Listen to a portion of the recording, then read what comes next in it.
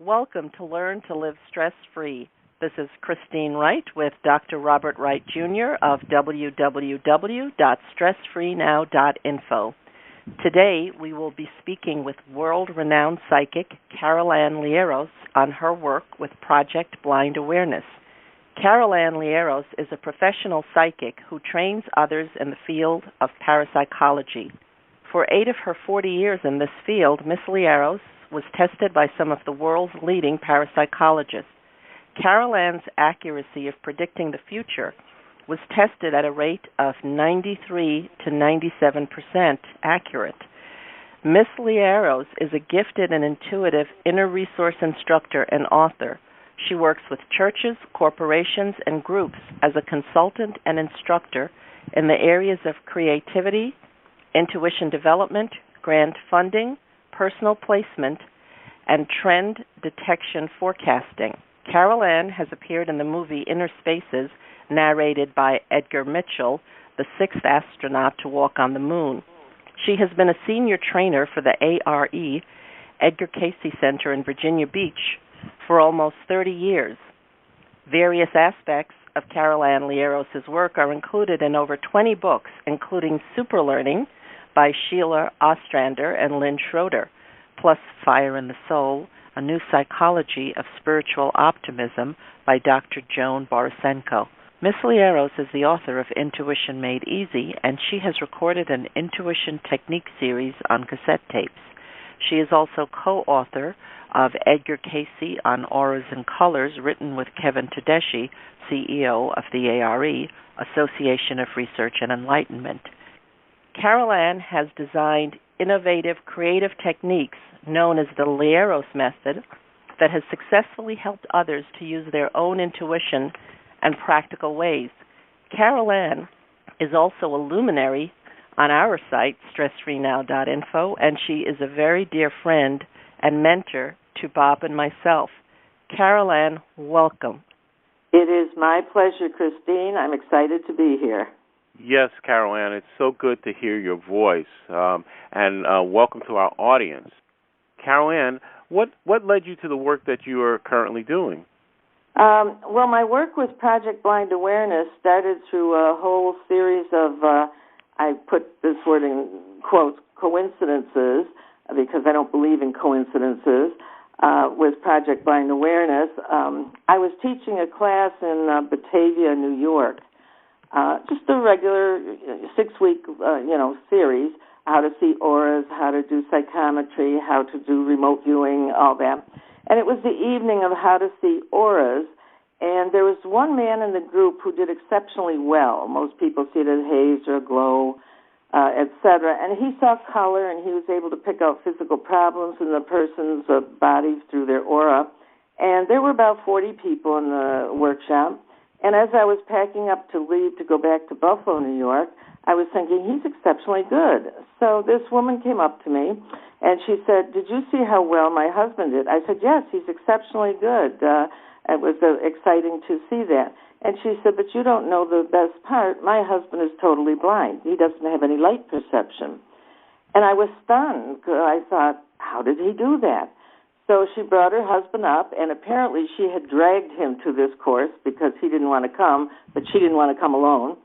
And I asked him, I said, how old are you? He said he was 41. How long have you been blind? Since he was 14. And I said, well, how did you do what the others did with their eyes? How did you see the aura? And he stopped and he thought for a moment. He said, it's like I saw through the middle of my forehead. Well, there is a belief in this whole psychic field that there is the third eye in the middle of the forehead. And when that is open, people can see psychically. Yet this man had never read anything about that. He didn't appear to really believe in psychic things. And so I said, well, that was interesting. You did very well, and, so on. You were so accurate.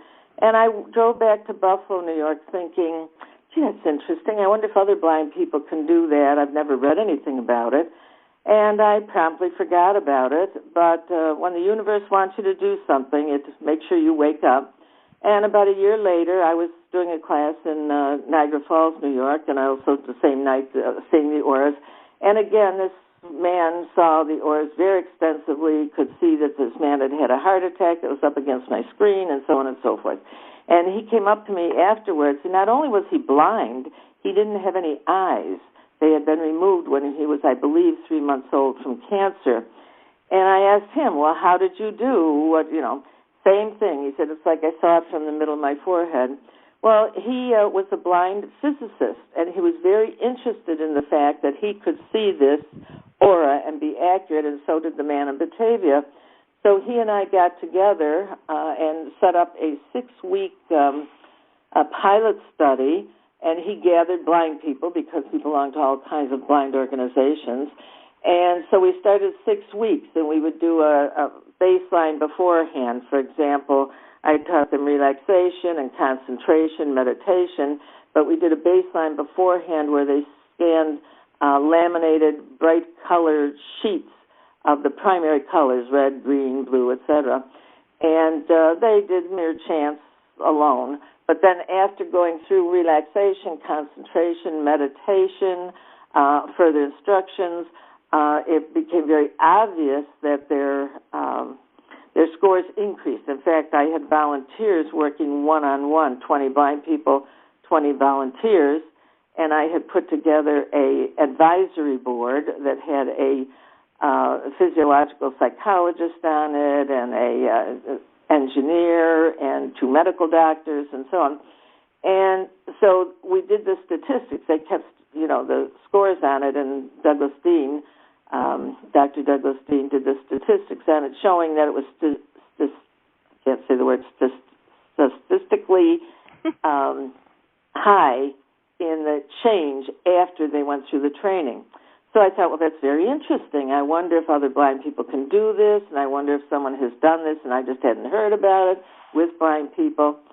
And then I began getting phone calls from the blind people. We were fascinated. Would you continue to work with us? It was so exciting. I was amazed. And so I said, okay. So we started. Again, I had 1 volunteer for every blind person, and we kept records and so on. And so I started out again with the deep relaxation and concentration and meditation, and had them scan a colored sheet, laminated colored sheet, let's say red, and I'd ask them these 2 questions. What are you feeling, and where are you feeling it? And they would describe that. Then we'd go on to, let's say, green, and the same thing. And then we put 2 colors in front of them, and we'd have them scan that, and from the feeling they were getting in their hand, they would verbalize whether they thought these 2 sheets were the same colors or different. And they did amazingly well. And then from there, what I did, we did black and white and red and green, blue, yellow, all the colors. And after that, then I had my volunteers bring in photographs of people that they knew, black and white photographs, 1 person in the photograph.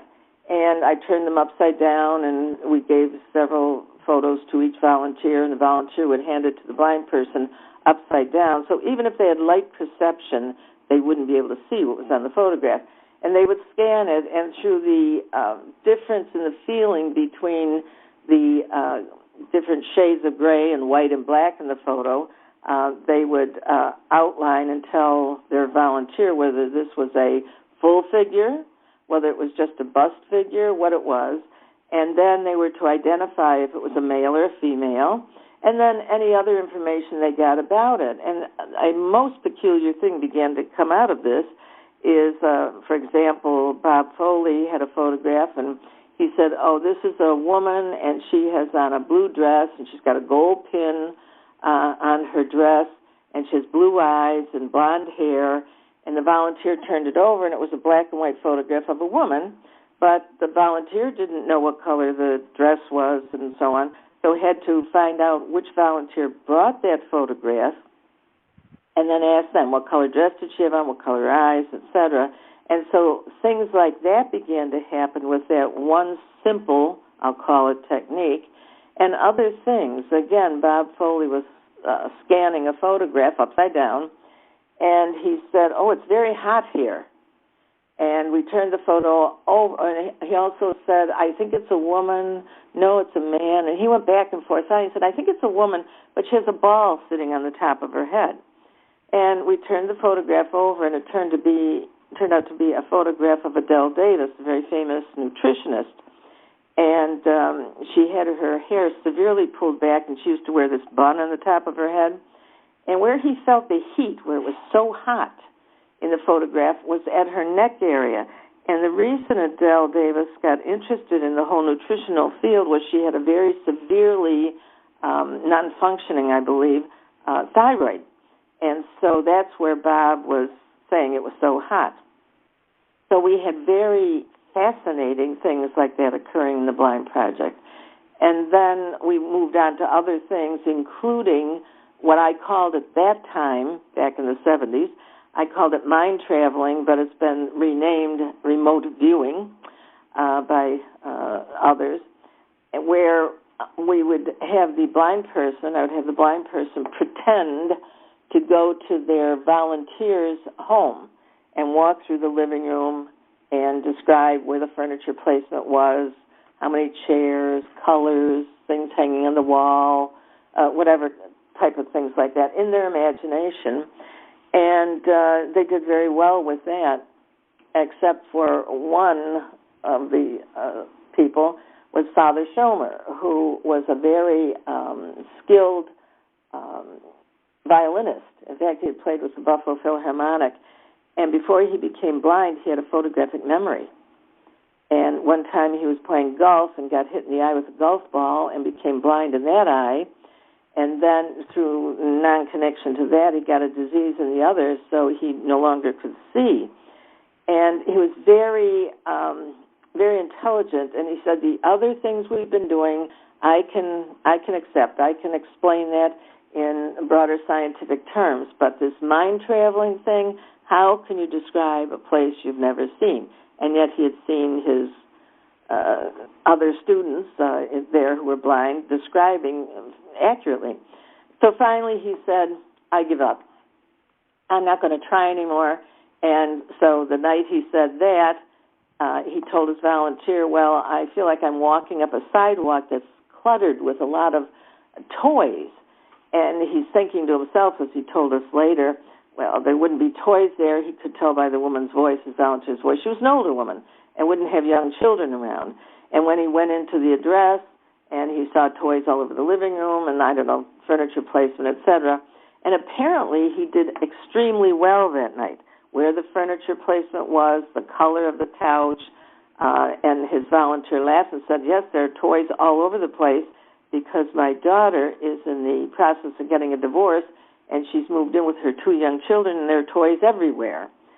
So as soon as he stopped trying and just relaxed into it, it worked. And that seems to be true of blind or sighted. Wow, so there are many Carol, exciting stories like that. In fact, it became so commonplace, we would be surprised when things like that didn't happen. That is amazing, Carol Ann. So, Carol Ann, let me ask you this question. I know this will be an easy one for you, but other people have had difficulty defining exactly what intuition is and what it is not.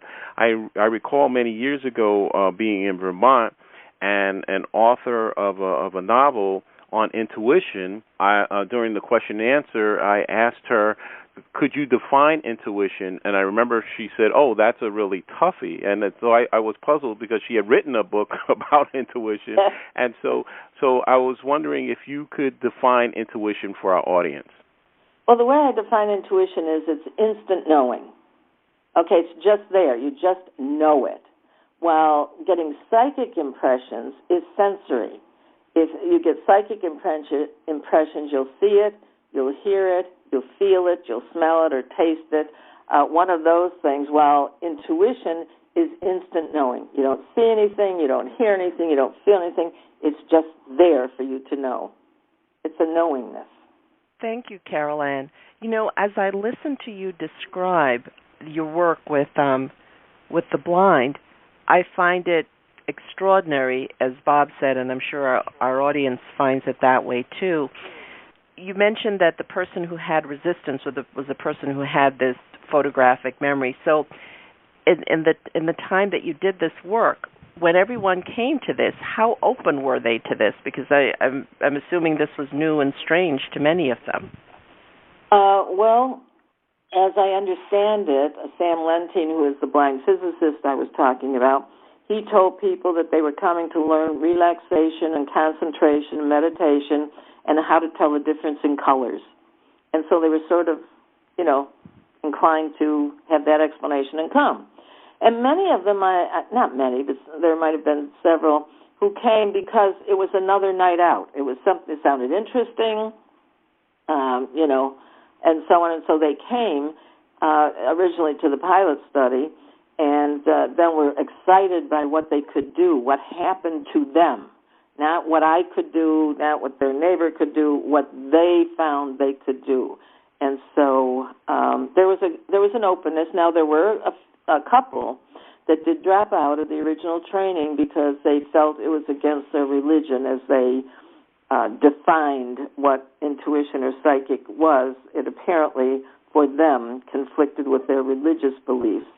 Although I don't understand that because, of course, in the Bible it says some will be given the gift of prophecy, some the gift of discernment, healing, etc.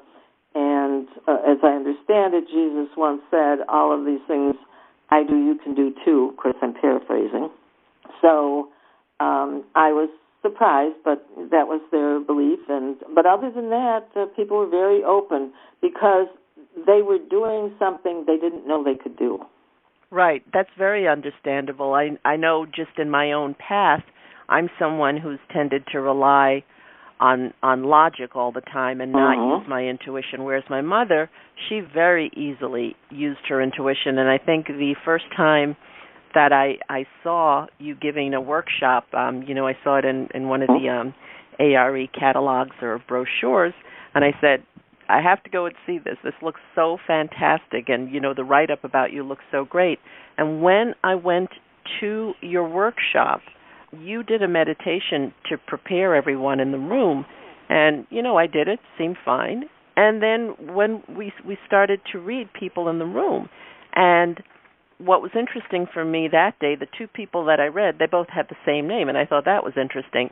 And both the readings were accurate, but the first reading that I did, I was shocked because things just came to me from that meditation. Right. And I was hesitant to tell this woman because I said, I don't know her. I can't say these things. I don't know anything. But I followed your instructions for the process, and when I told this woman these things, they were accurate. I think I was more shocked than she was. Probably. Is that an experience that many people have when they work with you? And I mean, this happened immediately. So yes, it is. How much is this in our system, and we're not aware of this?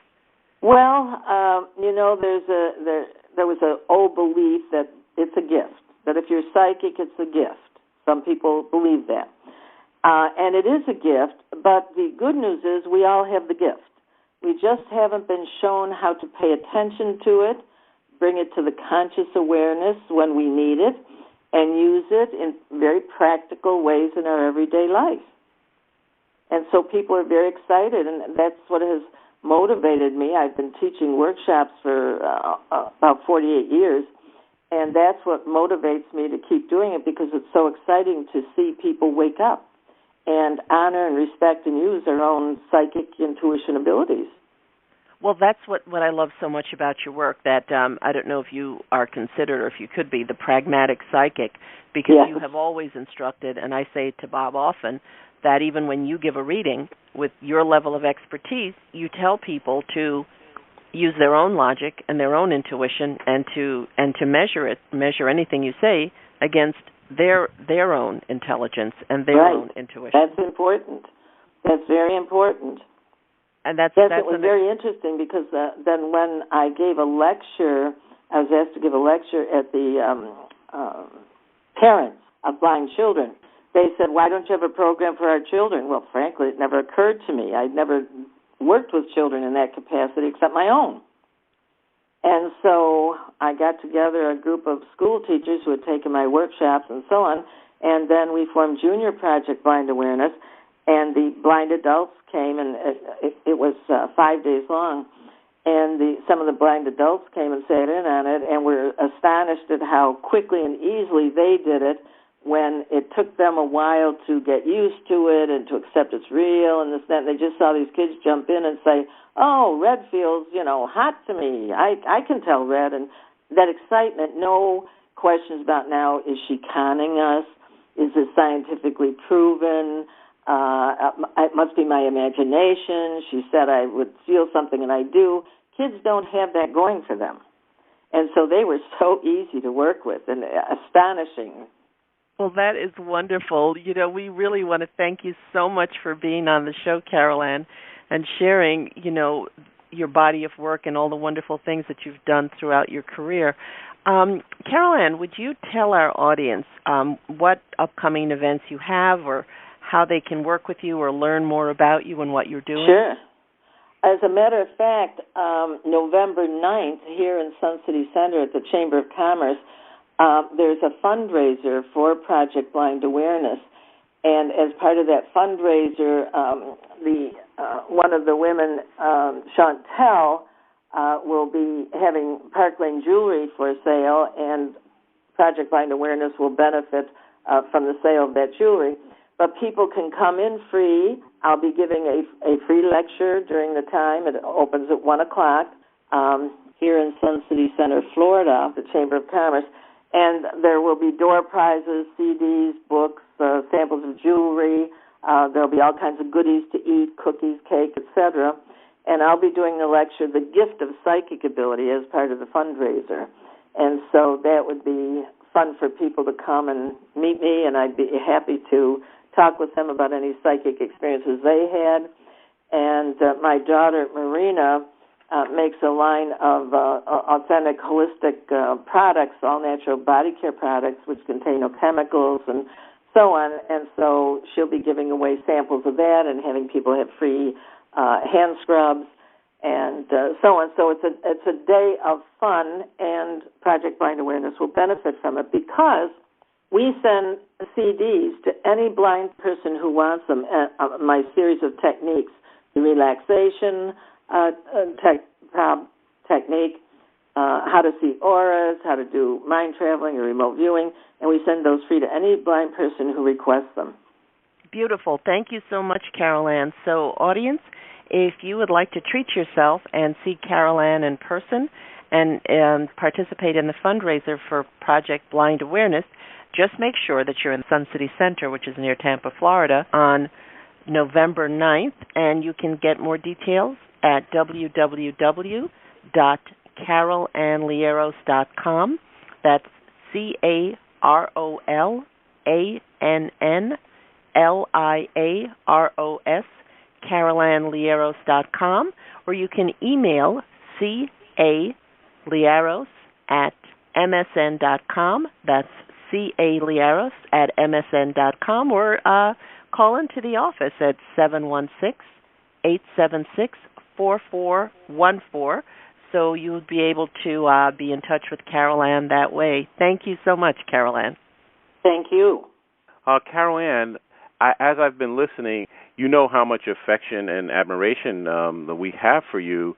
I just would like, before we wrap up with our final question, I'd like you to just briefly share the story you had told us a while back about how you, throughout your life you've had so many incidents where people try to disprove your abilities, and some people claiming that you're a fraud, and how I was thinking of this one particular story you had told about a TV reporter where the TV station's producer sent out a reporter trying to get proof, and for the nightly news of something that I forget exactly, but I remember you in the story something about a table or something like that. Do you remember that story?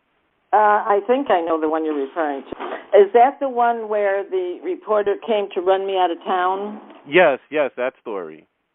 Okay, well, I think it was Channel 7, I'm not sure.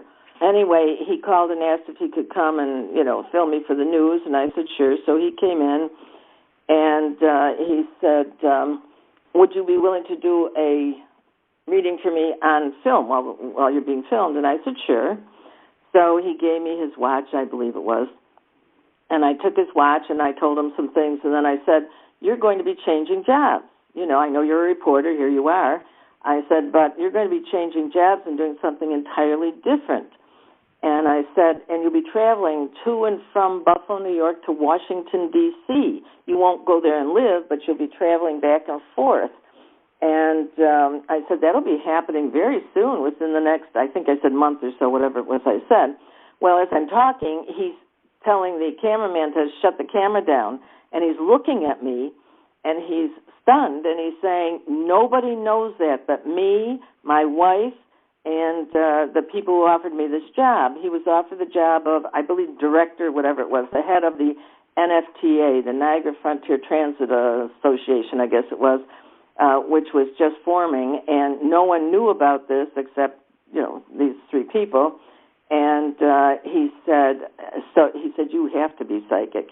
He said, I said, well, that's going to go out on the news. He said, oh, no, it's not. And he said, I want to tell you something, Ms. Liaros. He said, I came here to make a fool out of you and run you out of town because I believe that all psychics are charlatans. So anyway, he said, but there's no question that you're for real.